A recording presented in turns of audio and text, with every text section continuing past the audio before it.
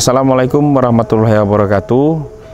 Masih bertemu lagi pada mata kuliah portofolio dan pasar modal syariah, yaitu pertemuan selanjutnya kita akan membahas mengenai efek yang diperdagangkan di pasar modal. Jadi ketika kita berbicara portofolio, tentu ada instrumen investasi yang akan kita kelola. Nah, instrumen investasi itu ada produk-produknya yang akan kita investasikan atau kita sebut portofolio. Nah, yang pertama makanya di pasar modal, nah kita akan membahas efek-efek apa saja sih yang akan dapat menjadi instrumen-instrumen pada portofolio investasi. Nah, pertama itu akan kita melihat bagaimana silsilah produk pasar modal. Yang pertama kita akan melihat ekuitas, kemudian ada fund itu pendanaan, kemudian ada fixed income, pendapatan tetap, dan yang keempat itu adalah derivatif. Apa saja ekuitasnya? Ekuitas yang pertama adalah saham. Kita bisa memperoleh saham. Yang kedua itu adalah waran. Yang ketiga itu adalah rights. Rights itu kalau kita bahasa Indonesianya kita katakan hak memesan efek terlebih dahulu atau HMETD. Kemudian ada dana. Dana itu adalah mutual fund atau reksadana. Kemudian ada ETF. ETF itu adalah reksadana bursa. ETF ada itu indeks. Kemudian ada rates atau dire. Dana investasi real estate.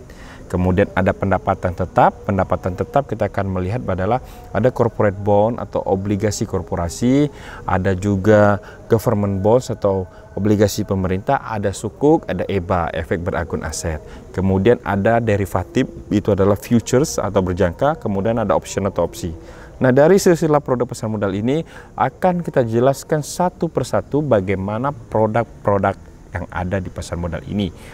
Nah, yang pertama adalah fixed income. Kita akan melihat dulu apa sih bedanya saham sama obligasi.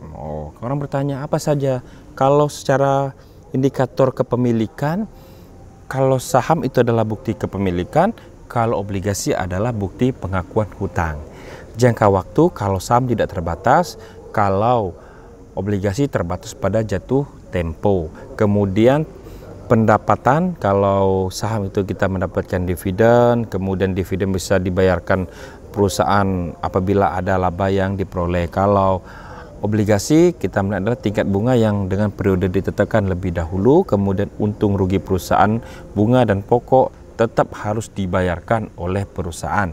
Jadi kalau perusahaannya rugi, tetap penghutang atau obligasi masih bisa dapat dibayarkan. Kalau perpajakan, kalau kita di bursa di pemilikan saham dia punya pajak final, kemudian kalau di obligasi kita dikenakan pajak atas kupon. Harga lebih berfluktuasi dan sangat sensitif terhadap faktor-faktor makro maupun mikro. Kemudian kalau obligasi, harga obligasi relatif lebih stabil, namun sangat sensitif terhadap tingkat suku bunga. Hak suara, kalau saham dia mempunyai hak suara pada perusahaan, kalau obligasi tidak mempunyai hak suara atas perusahaan. Jadi kalau saham itu dia bisa mengikuti RUPS, sedangkan di obligasi tidak dapat mengikuti RUPS. Kemudian likuidasi, jika terjadi likuidasi maka klaim pemegang saham bersifat inferior. Kalau obligasi pemegang saham hak klaim terlebih dahulu terhadap aktiva perusahaan. Itu sedikit perbedaan antara saham dan obligasi. Selanjutnya kita melihat saham berdasarkan jenis kuponnya. Ada namanya fixed rate. Nah, fixed rate atau strike rate bond, kupon tetap sebagai obligasi jatuh tempo. Jadi ketika kita membeli obligasi A, misalnya tingkat kuponnya, besar kuponnya adalah misalnya 8%, maka setiap tahun kalau dia fixed rate maka setiap tahun bunga kupon sebesar 8%. Kemudian ada floating rate. Floating rate ini biasanya dia mengacu kondisi pasar, biasanya ditambah dengan premi. Premi bisa 3%, bisa 2%, kemudian sangat periodik. Bisa aja di tahun pertama kuponnya sudah 8%, ditambah 3% dari premi, kemudian turun lagi, tahun depan turun lagi. Kemudian kalau zero coupon bond ini menarik, Jadi selama kita pembelian misalnya jangka waktu 5 tahun, kalau dia zero coupon bond, maka selama 1 sampai tahun keempat kita tidak memperoleh kupon. Dan tahun kelima, pokok plus kupon selama 5 tahun akan dijumlahkan sekalian pada saat pelunasan obligasi. Itu berdasarkan obligasi berdasarkan penerbitnya, berdasarkan jenis kuponnya. Kemudian obligasi berdasarkan penerbit. Obligasi, ada obligasi pemerintah. Biasanya pemerintah untuk mendanai proyek APBN pemerintah membayar hutang jatuh tempo. Kemudian ada obligasi korporasi apabila diterbitkan oleh perusahaan-perusahaan swasta baik dalam negeri maupun lokal maupun asing. Ada foreign bond. Foreign bond ini diterbitkan pada badan hukum lokal, contohnya Bank BNI menerbitkan obligasi di Amerika dalam mata uang dolar yang disebut dengan Yankee bond. Kemudian ada juga kalau di Jepang Bulldog bond gitu. Di Inggris Bulldog bond dan di Jepang ada nama Samurai bond. Di Spanyol dikenal dengan Matador bond. Ini adalah foreign bond. Ada juga Eurobond. Eurobond ini didominasi dengan mata uang dolar atau mata uang lain yang dijual di luar negara asal mata uang tersebut. Nah, kemudian ada yang menarik, ada obligasi lain, itu bisa diterbitkan oleh pemerintah daerah atau oleh negara-negara bagian, ya. Kemudian selanjutnya yaitu adalah manfaat investasi bagi investasi obligasi. Pertama bagi penerbit, atau issuer, itu adalah alternatif pendanaan yang lebih murah bagi perusahaan, kemudian fleksibilitasnya tinggi dalam penggunaan dana, kemudian posisi kepemilikan perusahaan tidak mengalami perubahan. Ini lebih bagi penerbitnya. Jadi kalau saham dia mengurangi porsi kepemilikan perusahaan, sedangkan obligasi tidak memiliki porsi kepemilikan perusahaan. Bagi investor akan mendapatkan kupon secara reguler sehingga jatuh tempo, mendapatkan capital gain dari pasar sekunder. Jadi obligasi ini bisa dijual pada pasar sekunder, jadi bisa harganya lebih tinggi dan kalau ada capital gain yang bisa diterima. Kemudian ada yield, itu adalah yang lebih tinggi dibandingkan tabungan dan deposito. Kemudian hak klaim terlebih dahulu apabila issuer bangkrut atau terlikuidasi. Ini adalah bentuk dari bagaimana manfaat investasi di obligasi. Nanti untuk simulasi bisa dilihat pada satu slide ini khusus yang sangat mudah dipahami sehingga simulasinya bisa berjalan baik. Contohnya ada di berikut ini. Misalnya nominal obligasi X itu kita beli dengan nominal 1 miliar, kupon tetapnya berarti ini adalah fixed rate 10% per tahun, jatuh temponya sama 5 tahun. Maka bunga kuponnya itu adalah 10% kali 1 miliar, berarti setiap tahun akan mendapatkan 10% dari kuponnya.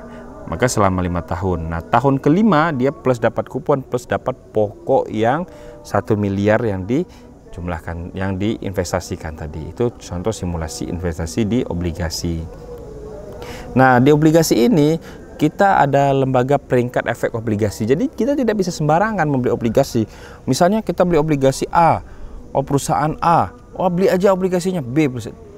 Untuk menentukan bagaimana kita membeli perusahaan A dan perusahaan B, kita harus melihat rating. Ya, rating, kita ada rating pemeringkat efek obligasi.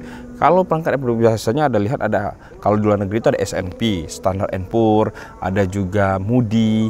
Nah, kalau di Indonesia kita punya namanya Fevindo, lembaga pemeringkat efek Indonesia. Ya, konsep dari Fevindo ini hampir sama ratingnya dengan S&P ya, Standard & Poor. Kemudian biasanya kita ada investment grade, kemudian ada speculative grade. Investmentnya yang bagus itu adalah dia masuk kategori A, triple A, kalau kita tahu AAA, kemudian ada double A, single A, ada triple B, double B, dan single B.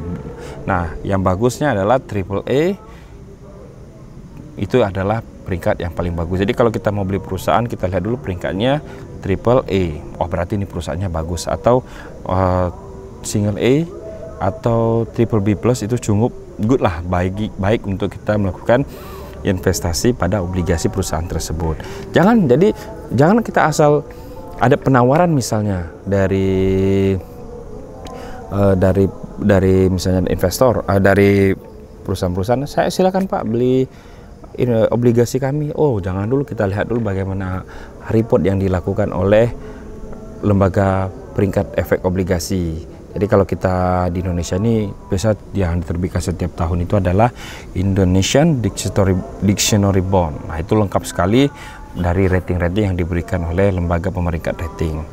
Kemudian kita melihat bagaimana penilaian risiko industri. Penilaian risiko industri ini kita melihat bagaimana growth and stability, competition and barrier to entry, regulation and regulation, dan financial profile. Yang pertama adalah growth dan stability. Kita melihat bagaimana supply, demand, ekspor plus versus domestik, kemudian tahapan industri dan jenis produk. Kita lihat bagaimana produk ini sih bagus nggak sih produk perusahaan tersebut, bagaimana penggunaan supply dan demandnya pas dari produk tersebut. Kemudian kita melihat bagaimana competition and barrier to entry, karakteristik industri, jumlah pesaing, kemudian pesaing terdekat. Itu harus kita lihat pada competitionnya. Itu adalah risiko industrinya. Kemudian regulasi dan deregulasi, itu adalah jumlah pemainnya gimana, kebijakan pemerintahnya gimana, persyaratan lingkungannya seperti apa, dan semua itu harus kita penuhin pada menjadi resiko semua dari perusahaan-perusahaan penerbit obligasi. Misalnya kita perusahaan sawit menerbitkan obligasi, dia untuk membuat ekspansi lagi pembuatan lahan baru. Kita lihat bagaimana risiko lingkungannya, bagaimana peraturan pemerintahnya, ribet atau tidak, resikonya seperti apa. Jangan-jangan nanti ketika kita melakukan pendanaan melalui obligasi ini, perusahaan sawitnya melakukan new planting, kemudian terjadi resiko regulasi baru sehingga terhambat, akhirnya uang tadi yang diinvestasikan tadi melalui obligasi tidak tergunakan secara maksimal. Nah, kemudian ada pensiun profile, kita bisa melihat bagaimana margin, arus kas, keuntungan, dan lain-lain menggunakan sesuai dengan standar-standar keuangan.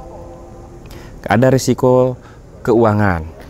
Risiko keuangan ini kita yang pertama adalah financial profile policy. Financial policy, bagaimana kita melihat rekam jejak, lindung nilai, itu sangat penting, lindung nilai, kemudian struktur utang, selanjutnya adalah target keuangan. Kemudian ada lagi capital structure, kita lihat bagaimana utang jangka pendek versus utang jangka panjang. Kita lihat likuiditasnya, kita lihat current ratio-nya, kita lihat quick current ratio-nya. Bagaimana, apakah sanggup ini perusahaan yang menerbit obligasi ini dalam menghadapi kemampuan membayar hutangnya, seperti itu, sehingga kita bisa tepat membeli obligasi ini.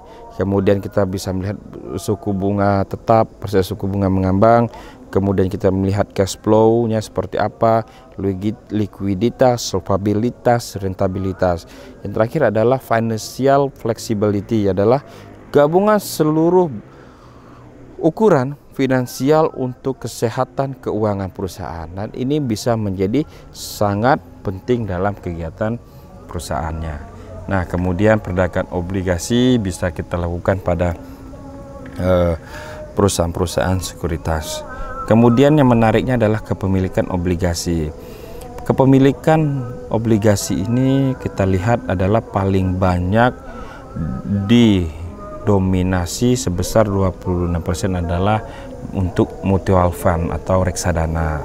Ya, ada 17% asuransi, kemudian ada instrumen lainnya, financial instrumen lainnya, kemudian ada dana pensiun atau DAPEN sebesar 20%. Nah, kalau kita melihat nih sahabat-sahabat mahasiswa, government bond itu atau obligasi pemerintah itu paling besar dimiliki oleh asing sebanyak 38,26%, baru dimiliki oleh bank itu sebesar 25%, oleh dana pensiun sebesar 8%, asuransi 8%, kalau untuk masyarakat individu sebesar 3%. Jadi sangat dikit sekali obligasi pemerintah ini diminatin oleh masyarakat, terutama para milenial. Sebenarnya para milenial ini harus peka terhadap obligasi luar pemerintah. Tidak mungkin pemerintah melakukan gagal bayar terhadap pembayaran obligasi. Makanya ada namanya seri-seri dalam obligasi. Ini sangat menarik sekali sehingga kita bisa melakukan ekspansi pemerintah dan kepemilikan obligasi itu dimiliki oleh masyarakat Indonesia. Jangan lagi sampai didominasi oleh pihak asing. Makanya kita harus terus mengembangkan, mengedukasi masyarakat untuk menggunakan atau untuk membeli instrumen investasi obligasi pemerintah. Nah, selanjutnya saham. Saham ini banyak sekali jenisnya, ada saham biasa, ada saham preference. Biasanya bisa lihat di slide, saham preference itu dia yang paling penting adalah dia capital gainnya lebih tinggi dibandingkan saham preference. Saham preference itu bisa dikonversikan ke saham, tapi dia tidak punya hak suara di dalam RUPS. Itu yang menjadi dominan pokok perbedaannya. Selanjutnya adalah capital gain. Manfaat investasi itu kita mendapatkan capital gain. Capital gain itu adalah selisih, misalnya selisih dari keuntungan kenaikan harga setelah dibeli. Misalnya kita beli harga sahamnya per saham itu Rp200, tiba-tiba besok naik Rp300, berarti ada keuntungan kita sebesar Rp100, dan dividen itu adalah keuntungan perusahaan yang diberikan oleh perusahaan di akhir tahun kepada pemilik saham atau pemegang saham. Bisa berupa cash dividend, itu adalah uang tunai, kemudian ada stock dividend adalah penambahan saham baru. Itu adalah sebenarnya analisa saham. Ya, kita berbicara analisa saham. Analisa saham ini ada analisa fundamental, ada analisa teknikal. Kalau analisa fundamental, triknya adalah kita menganalisa dari analisis terkait dengan kondisi keuangan perusahaan. Berarti fundamental berarti kita berbicara masalah analisis laporan keuangan atau kesehatan keuangan perusahaan, mencakup analisa ekonomi, analisa industri, analisa perusahaan-perusahaan lainnya. Selanjutnya yaitu adalah analisa teknikal. Analisa teknikal yaitu adalah harga saham dengan cara mempelajarin melalui data-data historis lainnya. Data-data historis lainnya seperti harga saham, kemudian volume saham, itu adalah analisis teknikal. Nah, kemudian kita bisa lihat nanti di sini ada top 20 kapitalisasi pasar saham, kemudian ada top 20 nilai valuasi dari saham. Nah, kemudian ada reksadana. Reksadana yaitu adalah jenis-jenis reksadana itu ada 4 yang biasa kita kenal dekat, itu ada reksadana saham. Jadi reksadana saham itu 80% isinya adalah efek bersifat ekuitas. Kalau dan reksadana campuran, isinya campuran efek bersifat hutang, ada ekuitas, ada hutang, dan ada juga pasar uang. Kemudian resikonya juga cukup moderat. Kemudian ada reksadana pendapatan tetap. Biasanya reksadana pendapatan tetap ini 80% isinya efek bersifat hutang atau bond, bisa ada surat utang negara dan lainnya. Resiko imbal hasilnya lebih tidak beresiko ya, pokoknya di bawah reksadana campuran. Dan kemudian ada reksadana pasar uang, minimal 80 isinya adalah efek bersifat pasar uang, ada isinya deposito, obligasi jangka pendek, jangka panjang, dan risiko imbal hasilnya juga lebih rendah. Oke, kemudian reksadana lainnya adalah reksadana penyertaan terbatas, ada reksadana indeks, reksadana terproteksi, dan reksadana penjaminan.